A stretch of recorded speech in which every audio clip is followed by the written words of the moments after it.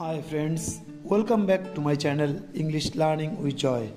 आजकल क्लासे आमरा क्लास 11 तुम्हारे फर्स्ट सेमिस्टारेर अंतर्गत फर्स्ट जे कविताटी आछे कम्पोज्ड अपन वेस्टमिन्स्टार ब्रिज जेटा उइलियाम वर्ड्सवर्थेर लेखा सेखान थेके आजके आमरा एमसीकिউ टाइप कोश्चेन्स एबं অ্যানসারসগুলোকে নিয়ে আমরা আলোচনা করব। আমি ঠিক আগের ভিডিওগুলোর মতন তোমাদের কোনো এমসিকিউ কোশ্চেনের সাথে অ্যান্সারের কোনো অপশন দেব না, ডিরেক্ট কোশ্চেনটার সাথে অ্যান্সারটি শুধুমাত্র বলে দেব। দেখো এই পোয়েমটির মধ্যে কিন্তু অনেক অন্তর্নিহিত অর্থ রয়েছে, তাই তোমরা কবিতাটি ভালো করে পড়ো এবং তার সাথে সাথে আমি যে এই ক্লাসটির মাধ্যমে আমি যে প্রশ্নগুলি আমি চুজ করে রেখেছি সেই এমসিকিউ কোশ্চেনগুলো ভালো করে ফলো করো। আই হোপ তোমরা এই ফাইনাল পরীক্ষার জন্য এখান থেকে মোটামুটি একটা সাজেশনের মতো তোমরা পেয়ে যেতে পারো। তাহলে চলো এবার আমরা আজকের ক্লাসটি এবার শুরু করি।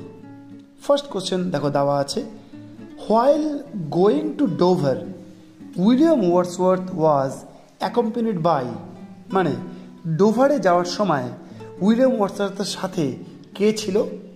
Answer Dorothy Wordsworth. উইলিয়াম ওয়ার্ডসওয়ার্থের বোন ডরোদাই ওয়ার্ডসওয়ার্থ ছিলেন।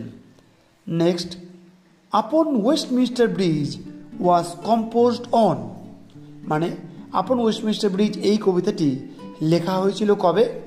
অ্যান্সার সেপ্টেম্বর 3, 1802, মানে 1802 সালের 3 বা 3 সেপ্টেম্বরে এই কবিতাটি লেখা হয়। Next, William Wordsworth wrote the poem upon Westminster bridge while he was going to, মানে উইলিয়াম ওয়ার্ডসওয়ার্থ এই যে কবিতাটি আপন ওয়েস্টমিন্স্টার ব্রিজ এই কবিতাটি তিনি লিখেছিলেন কখন, কোথায় যাওয়ার সময় তিনি লিখেছিলেন? অ্যান্সার ফ্রান্সে যাওয়ার সময় তিনি ওয়েস্টমিন্স্টার ব্রিজের উপরে বসে তিনি এই কবিতাটি তিনি লিখেছিলেন লন্ডনের সৌন্দর্যকে দেখে। Next, upon Westminster bridge as a sonnet is, আমরা জানি আপন ওয়েস্টমিন্স্টার ব্রিজ একটি সনেট, তাহলে এটা কী ধরনের সনেট? অ্যান্সার পেট্রাকান। তাহলে আমরা বুঝলাম এটা হলো বা ওয়েস্টমিন্স্টার ব্রিজ হলো Petrarchan sonnet. The poem is divided into, এই যে কবিতাটি এই কবিতাটি কিন্তু দেখো দুটো পার্টে বিভক্ত আছে, সেই দুটো পার্টের কি কি নাম? Answer and octave and a sestet. First পার্টটির নাম অক্টেভ, মানে আমরা জানি প্রথম 8 লাইনকে বলা হয় অক্টেভ, অ্যান্ড এ সিস্টেট এবং পরে 6 লাইনকে বলা হয় sestet. Next question, the poet sees London as, কবি এখানে লন্ডন শহরটাকে কীভাবে দেখছেন? অ্যান্সার পার্ট অফ নেচার, প্রকৃতির একটি অংশ হিসেবে তিনি লন্ডন শহরকে তিনি দেখছেন। Next, early morning the air of London is, বলছে একদম ভোরবেলায় লন্ডন শহরের বাতাস কেমন ছিল? অ্যান্সার স্মোকলেস, বিশুদ্ধ। Next, dull would he be of soul, here dull means, দেখো কবিতার মধ্যে এই লাইনটি তোমরা পাবে, dull would he be of soul, এখানে ডাল বলতে কি বোঝানো হয়েছে? Answer insensitive.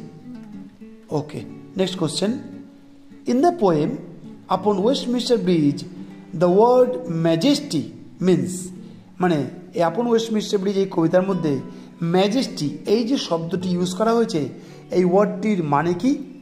Answer impressive beauty, অত্যাধিক পরিমাণে সৌন্দর্যকে বোঝানোর জন্য ম্যাজেস্টি শব্দটিকে এখানে রাইটার ইউজ করেছেন। Next, the architectural structures appear to Wordsworth from the Westminster bridge as, মানে আর্কিটেকচারাল যে সমস্ত স্ট্রাকচারগুলো উইলিয়াম ওয়ার্ডসওয়ার্থ ওয়েস্টমিন্স্টার ব্রিজের উপর থেকে তিনি দেখছিলেন তখন সেগুলোকে দেখে তার কী মনে হচ্ছিল? Answer open unto the fields and to the sky. Okay, in the poem upon Westminster bridge everything looks bright and glittering because of the, মানে আপন ওয়েস্টমিন্স্টার ব্রিজের মধ্যে কবির সব কিছুকেই ওনার ব্রাইট এবং গ্লিটারিং মানে উজ্জ্বল এবং চকচকে বলে ওনার মনে হচ্ছিল। এর কারণটা কি? অ্যান্সার স্মোকলেস এয়ার, বিশুদ্ধ বাতাস হওয়ার জন্য ভোরবেলায় তিনি ওয়েস্টমিন্স্টার ব্রিজের উপর থেকে তিনি যখন লন্ডন শহরকে তিনি দেখছিলেন তার কাছে সব কিছুই চকচকে এবং উজ্জ্বল বলে মনে হচ্ছিল। Next, the poet is particularly impressed by the, মানে কবি বিশেষত কোন জিনিসটার দিক থেকে তিনি অভিভূত হয়েছিলেন? Answer, calm and quiet atmosphere, সকালের নিশ্চুপ এবং শান্ত পরিবেশকে দেখে তিনি মুগ্ধ হয়েছিলেন।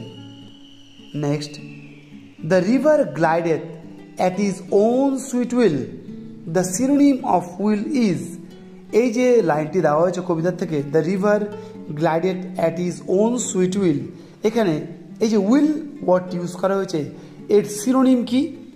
এর সিনোনিমাস ওয়ার্ড দেখো, অ্যান্সার ডিজায়ার, মানে ইচ্ছা। Next, the river glided at his own sweet will, the expression at his own sweet will means, এই যে এক্সপ্রেশনটি এখানে আছে at his own sweet will, এর মানে কি? অ্যান্সার, ইন এ লেজারলি ওয়ে, মানে খুব স্বাচ্ছন্দ্যভাবে আরাম করে যাওয়াটাকে বোঝানোর জন্য at his own sweet will এই এক্সপ্রেশনটি রাইটার এখানে ইউজ করেছেন। How does the poet refer to the sun and the river, কবি এখানে সূর্য এবং নদীকে কীভাবে উল্লেখ করেছেন? Answer, as elements of nature, প্রকৃতির একটি উপাদান হিসাবে তিনি বর্ণনা করেছেন। Next question, dear God, this is an exclamation of, এই যে ডিয়ার গড, এই যে রাইটারের যে একটা এক্সক্লেমেশন উনি করেছেন, একটা আশ্চর্যচকিত উনি একটা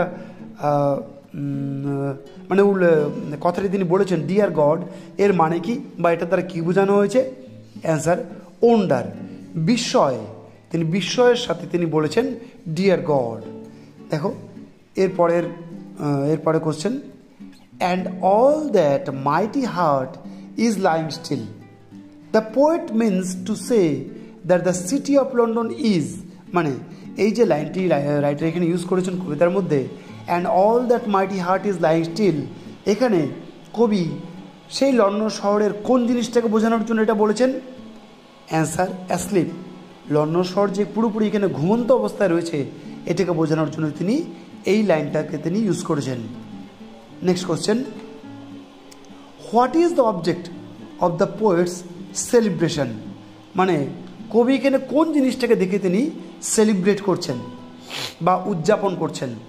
অ্যান্সার, লন্ডন, লন্ডন শহরকে দেখে তিনি এখানে উদযাপন করছেন বা সেলিব্রেট করছেন। Next, the mood in the poem is, এই কবিতায় যে মুড বা কবির যে মেজাজ এখানে আমি দেখতে পাচ্ছি সেটা কি? অ্যান্সার, ট্র্যাঙ্কুয়েল, ট্র্যাঙ্কুয়েল মানে শান্ত, ধীর স্থির। নেক্সট বা last question, what feature of romantic poetry do we see here, কবিতার বা এই কবিতাটির মধ্যে রোমান্টিক পোয়েট্রির কোন বৈশিষ্ট্যটি আমরা এখানে লক্ষ্য করতে পারি? Answer, celebration of city as natural landscape, প্রকৃতির একটি অংশ হিসাবে কবি এখানে একটি শহরের তিনি গুণগান তিনি করেছেন। ওকে ফ্রেন্ডস, তাহলে এই সমস্ত কোশ্চেনগুলো আপন ওয়েস্টমিনিস্টার ব্রিজের থেকে আমার বেশ ইম্পর্টেন্ট বলে মনে হয়। তোমরা কোশ্চেন্স এবং অ্যান্সার্সগুলোকে ভালো করে লিখে রাখো এবং ভালো করে চর্চা করো, তাহলে আমাদের দেখা হবে আরেকটি কোনো এডুকেশনাল ভিডিওতে। ততদিন পর্যন্ত তোমরা ভালো থেকো, সুস্থ থেকো, গুড বাই।